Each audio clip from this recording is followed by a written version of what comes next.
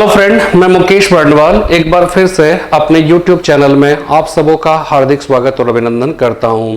आज के इस वीडियो में राष्ट्रीय आंदोलन की जो श्रृंखला मैंने चला रखी है उसके और आगे हम लोग बढ़ेंगे और आज के इस वीडियो में हम लोग बात करेंगे महात्मा गांधी के जीवन से जुड़े कुछ महत्वपूर्ण वर्षों के बारे में। ठीक है, इसके पहले के वीडियो में हमने महात्मा गांधी के परिवार से संबंधित जो उनके सदस्य थे और उनसे जुड़े हुए जो इंपॉर्टेंट फैक्ट्स थे जिससे कभी कभार सवाल जो है पूछ लिए जाते हैं, हमने उसके बारे में जिक्र किया था। और उसके पहले के वीडियो में महात्मा गांधी का जो युग 1919 से 47 के बीच जिसे राष्ट्रीय आंदोलन का तृतीय चरण कहा जाता है उसके बारे में भी ऑलरेडी मैं जिक्र कर चुका हूं।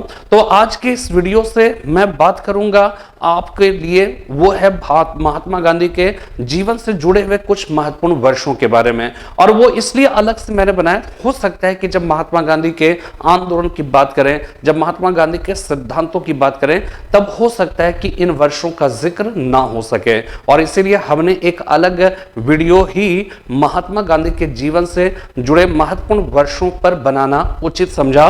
और इसमें देखिएगा महात्मा गांधी कि अगर हम बात करें तो ये जो है ना 1915 ईस्वी में, आपको मालूम है 1893 1893 एडी में, ठीक है, 1893 ईस्वी में महात्मा गांधी जो कि गुजराती व्यापारी कंपनी दादा अब्दुल्ला एंड कंपनी के एक मुकदमे के सिलसिले में साउथ अफ्रीका में जाना हुआ था।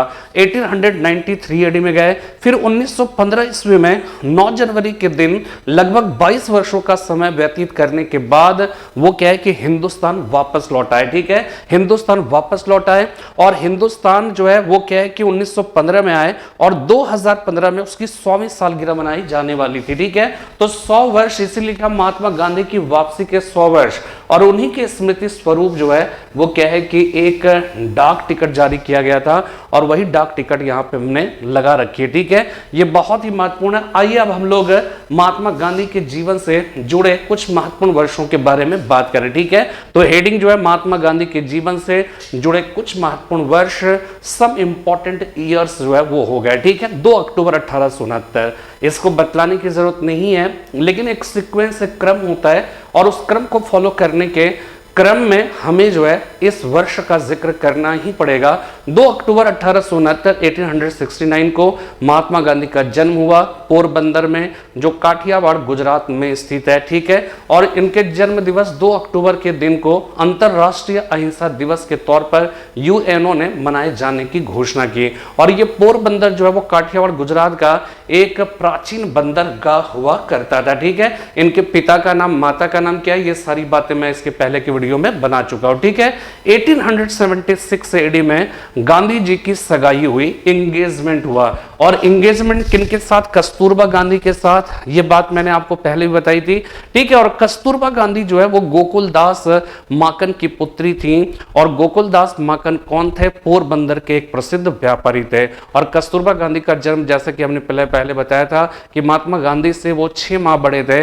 महात्मा गांधी का 1869 में अक्टूबर में जन्म हुआ तो कस्तूरबा गांधी का 6 माह पूर्व अप्रैल 1869 में उनका जन्म हुआ और गांधी जी से ये 6 माह जो है वो क्या है कि बड़ी थी। ठीक है, तो गांधी जी की सगाई हो गई। इसके बाद 1883 एडी में, यानी 1883 ईस्वी में 1883 एडी में गांधी जी की शादी हुई कस्तूरबा गांधी की। और हमने आपको बताया कि दोनों की उम्र उस समय लगभग 15 वर्ष थी, यानी कि एक प्रकार से आज के हिसाब से देखा जाए तो वो उस समय चाइल्ड मैरिज ही था। उन दोनों के बीच जो है जो शादी थी एक बाल विवाह की तरह शादी थी। ठीक है, इसके बाद देखिए 1888 ईस्वी में उन्होंने लंदन की यात्रा की और वकालत की डिग्री हासिल करने के लिए, ठीक है ना, वकालत की डिग्री उस समय हमने आपको बताया था कि हिंदुस्तान के अंदर चाहे वो डॉक्टरी हो, चाहे मतलब जो उस समय पेशा के तौर पे पत्रकारिता, पेशे के तौर पे जो है वकील, जो पढ़े लिखे जो लोग होते थे, वकील हो गया, पेशे के तौर पे जो है वो क्या है पत्रकार होते थे, डॉक्टर होते थे,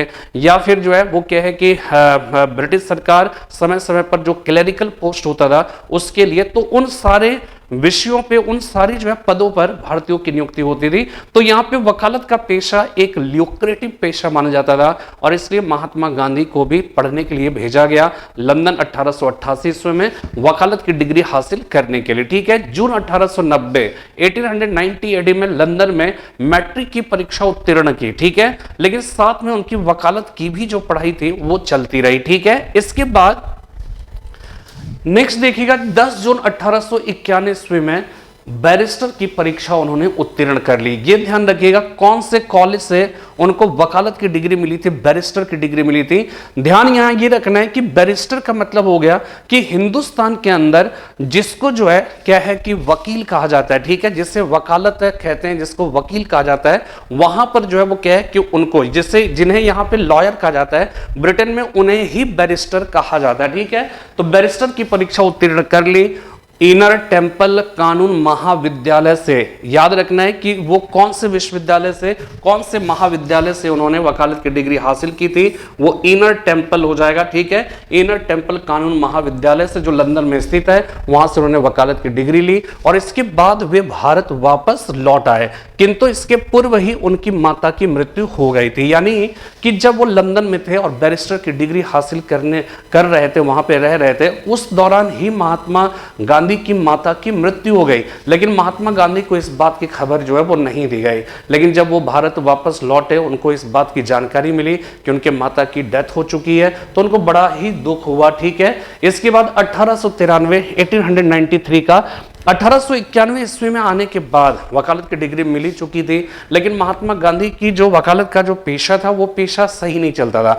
इन्हीं के समकक्ष अगर देखा जाए मोहम्मद अली जिन्ना, तो मोहम्मद अली जिन्ना की जो पेशा या उनकी जो वकालत थी वो बहुत चलती थी। ठीक है, और मोहम्मद अली जिन्ना की कह सकते इतनी ज्यादा चलती थी कि मोहम्मद अली जिन्ना जब वकालत की डिग्री लेकर हिंदुस्तान आए, तो वो जिस अंग्रेज वकील के अंडर में रहकर शुरुआती जो प्रैक्टिस स्टार्ट की, उससे उनका जो मालिक, अंग्रेज मालिक था, वो काफी खुश था और उन्होंने मोहम्मद अली जिन्ना से कहा था कि आप जो है मेरे यहाँ 1500 रुपये पर मंथ के हिसाब से आप हमेशा हमेशा अपनी सेवा जो है वो देते रहे। लेकिन मोहम्मद अली जिन्ना ने मना कर दिया और मन ही मन उन्होंने इस बात का प्रण किया था कि ये 1500 रुपये मंथ देने की बात करता है, एक दिन ऐसा आएगा जब मैं 1500 रुपये रोज कमाऊंगा। 1500 रुपये का मतलब आप समझ जाइए, उस जमाने का 1500 रुपये का मतलब है आजकल लगभग 1.5 लाख के बराबर। तो 1.5 लाख रुपये मैं रोज कमाऊंगा, इस तरह की बातें जो है वो क्या है कि उन्होंने कहा।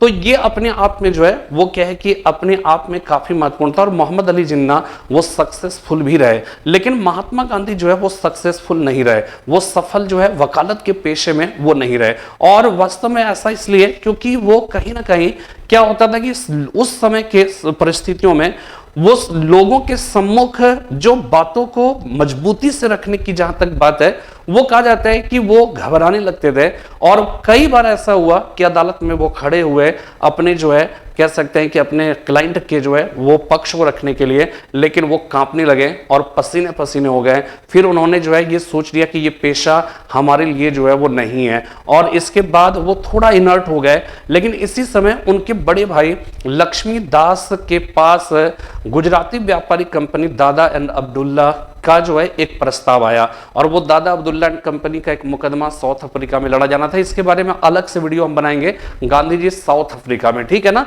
लेकिन फिलहाल केवल मैं यह बतलाना चाहता हूं कि 1893 एडी में वो साउथ अफ्रीका गए थे और क्यों गए थे, एक गुजराती व्यापारी कंपनी दादा अब्दुल्ला एंड कंपनी के एक मुकदमे के सिलसिले में, ठीक है। और गए थे मात्र 1 वर्ष के लिए, किंतु व्यतीत किए लगभग 22 वर्ष, ठीक है। क्यों किया ये अलग से बात बताएंगे।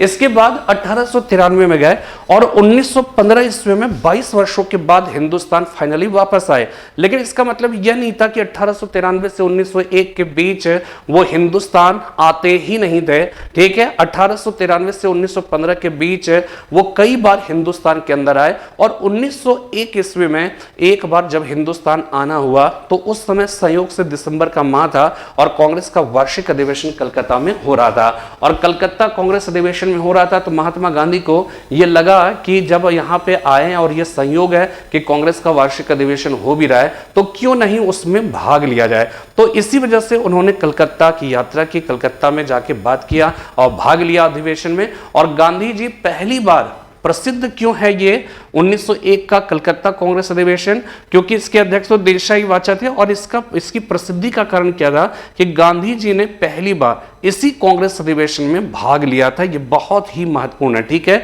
गांधी जी ने पहली बार जिस कांग्रेस अधिवेशन में भाग लिया वो हो जाएगा कलकत्ता कांग्रेस अधिवेशन हो जाएगा, ठीक है।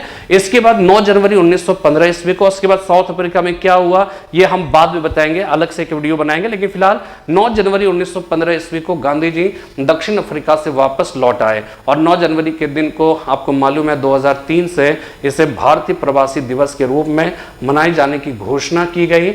और ये दिन इसको जो है अटल बिहारी वाजपेयी जी की सरकार थी उस समय, ठीक है, और उस समय यह निर्णय लिया गया और लक्ष्मी मल सिंघवी का बहुत बड़ा योगदान रहता है भारतीय प्रवासी दिवस हर साल मनाए जाने का, ठीक है। अब तो हर 1 साल के अंतराल पे मनाया जाता है, ठीक है। लगभग 22 वर्ष के पश्चात आए थे। इसके बाद देखिए कि 25 मई 1915 ईस्वी को उन्होंने जो है कोचरब गांव अहमदाबाद में उन्होंने सत्याग्रह आश्रम की स्थापना की।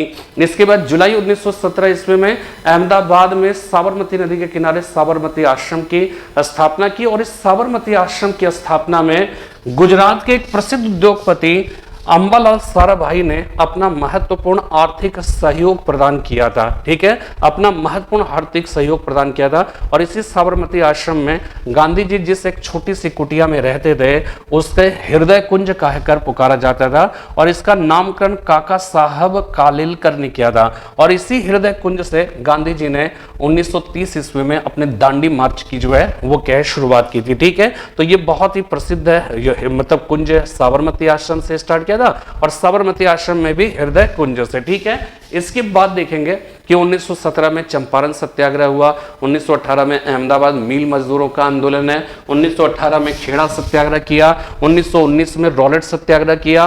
तो ये ध्यान रखना है कि अगर गांधी जी के सत्याग्रह की बात आएगी कि गांधी जी ने पहला सत्याग्रह कहां किया तो वो साउथ अफ्रीका में किया 1906-07 में, और वो एशियाटिक रजिस्ट्रेशन एक्ट के खिलाफ था, ठीक है। वो सब क्या होगा उसके बारे में अलग से बात करेंगे। और यहां पर अभी हम चंपारण सत्याग्रह के बारे में डिटेल में नहीं बता रहे हैं। अभी अहमदाबाद और खेड़ा में क्या हुआ, रॉलेट अधिनियम क्या था, रॉलेट सत्याग्रह क्या है, ये सब अभी मैं नहीं बता रहा हूं। अभी सिर्फ और महत्वपूर्ण वर्ष में बता रहा हूं और उस वर्ष में क्या क्या हुआ था ये बता रहा हूं, ठीक है।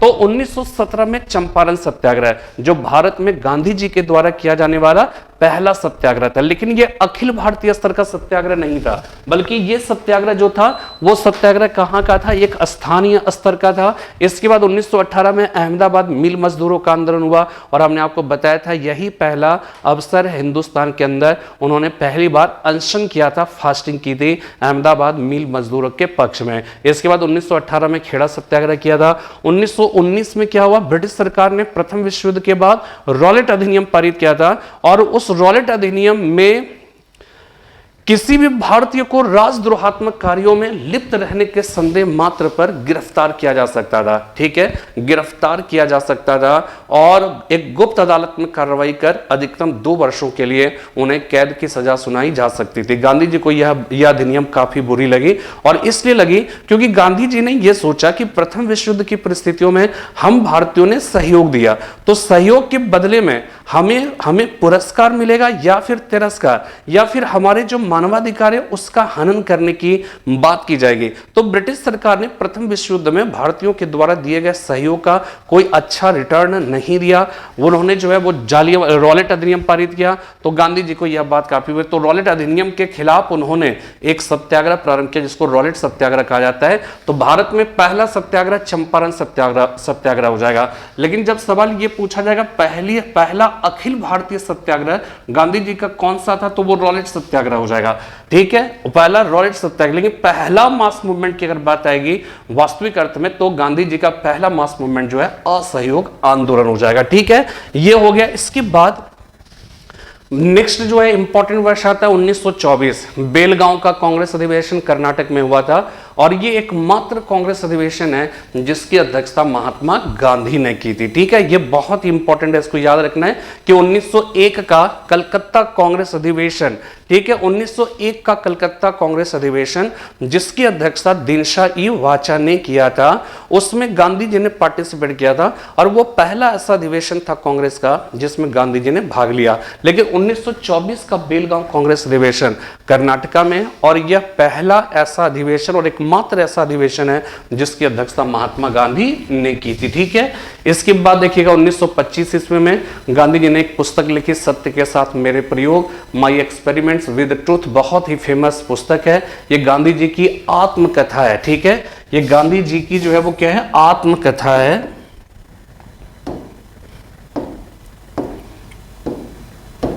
ये गांधी जी की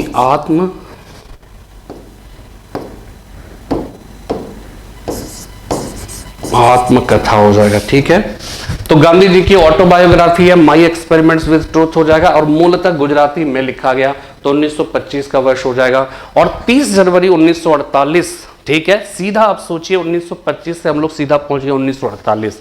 तो यहां पर ये ध्यान रखिएगा कि ये जो है वो अलग से हम बता रहे हैं। ठीक है, ऐसा मत समझिएगा कि पीछे बीच का सारा पीरियड जो है वो गायब हो गया, सारी बातें जो है वो खत्म हो गई। ठीक है, लेकिन ऐसा नहीं है। अभी हम जब आंदोलन केवल स्टार्ट करेंगे, ठीक है, वहां पर वो सारी चीजें जो आप खाली जगह देख रहे हो, कूद के हम चल गए वहां पे, वो पूरी जगह को भरी जाएगी उस समय जो है। ठीक है ना, तो यहां पे देखिए 30 जनवरी 1948, ये भी अलग से हम जिक्र करेंगे, महात्मा गांधी की हत्या की अलग से बात करेंगे। लेकिन 30 जनवरी 1948 शुक्रवार का दिन था, गांधी जी की हत्या कर दी गई इस दिन, और इस दिन को जो है शहीद दिवस के रूप में मनाया जाता है। हत्या की गई थी दिल्ली के बिड़ला मंदिर में शाम 5:17 पर, और जवाहरलाल नेहरू ने महात्मा गांधी की हत्या की सूचना या संदेश रेडियो से जो दिया था, उसका शीर्षक था प्रकाश बुझ गया। ठीक है, प्रकाश बुझ गया, ये बात आप जो है वो क्या है। तो इस प्रकार अगर देखा जाए तो महात्मा गांधी के जीवन से जुड़े कुछ महत्वपूर्ण वर्षों के बारे में हमने बात किया। 1869 में उनकी जो है उनका जन्म हुआ, 1876 में सगाई हुई, 1883 में उनकी शादी हो गई, 1888 में वो लंदन गए, 1890 में मैट्रिक की परीक्षा पास की, 91 में वकालत की डिग्री लेकर हिंदुस्तान आ गए। इसके बाद 1893 में साउथ अफ्रीका गए, फिर 1915 में भारत वापस आ गए, 1915 में ही सत्याग्रह आश्रम, 1917 में साबरमती आश्रम, फिर उसके बाद 1917 में चंपारण सत्याग्रह, 1918 में अहमदाबाद मिल मजदूरों का आंदोलन, 1918 में ही खेड़ा सत्याग्रह, 1919 में रॉलेट सत्याग्रह, इसके बाद 1920 में असहयोग आंदोलन, फिर 1924 का बेलगांव अधिवेशन बताया। इसके बाद 1925 ईस्वी में 25 AD में उन्होंने जो है माई एक्सपेरिमेंट्स विद ट्रूथ अपनी पुस्तक लिखी, और इसके बाद हमने 30 जनवरी 1948 की जो है वो क्या है कि बात की, जब उनकी हत्या कर दी गई। ठीक है, तो ये कुल मिलाकर हमने इसके बारे में एक अलग से वीडियो में जिक्र इसलिए कर दिया ताकि जो है ये छूटने ना पाए। ये सब छोटे छोटे जो है वो खाना पूर्ति है जो मैंने कर दिया, ताकि जो है ये ना लगे कि हाँ ये छूट गया। ठीक है ना, तो ये चीजें हो गई। अब नेक्स्ट वीडियो से हम लोग बात करेंगे महात्मा गांधी के द्वारा लिखी गई पुस्तकें, उनके जो समाचार पत्र जिससे अक्सर सवाल पूछे जाते हैं। ठीक है, वो सारी चीजें हम लोग लेंगे। फिर महात्मा गांधी ने पहली बार अनशन कहाँ पे किया, पहली बार सत्याग्रह कहाँ किया, पहली बार भारत में सत्याग्रह कहाँ किया, पहली बार अखिल भारतीय स्तर का सत्याग्रह कहाँ किया, और पहली बार गांधी जी ने आमरण अनशन कब किया, गांधी जी ने अंतिम अनशन कब किया। तो इस तरह की चीजें जो है हम लोग बात करेंगे। फिर हम लोग बात करेंगे गांधी जी के विभिन्न जो सिद्धांत हैं, सत्याग्रह किसको कहते हैं, असहयोग किसको कहते हैं, सविनयवज्ञा किसको कहते हैं, किसे हिजरत कहा जाता है, अनशन का क्या मतलब होता था, आमरण अनशन की बात करते थे गांधी जी, क्या होता था, जुलूस, हड़ताल, बहिष्कार, अहिंसा, इन सभी सिद्धांतों के बारे में बात करेंगे। सर्वोदय का क्या मतलब था। ठीक है, ये सारी बातों की चर्चा। तो ये एक लंबा टॉपिक है। ठीक है, अगर छोटी छोटी चीजों को समझा जाए तो ये बहुत बड़ा विषय बन जाता है, और कोशिश करूंगा मैं जो है इसे कंप्लीट करने का। देखिए कहां तक जो है वो सफल हो पाते हैं हम अपने इस मिशन में। ठीक है, फिलहाल मैं नेक्स्ट वीडियो में फिर से उपस्थित होऊंगा। तब तक के लिए जय हिंद, जय भारत।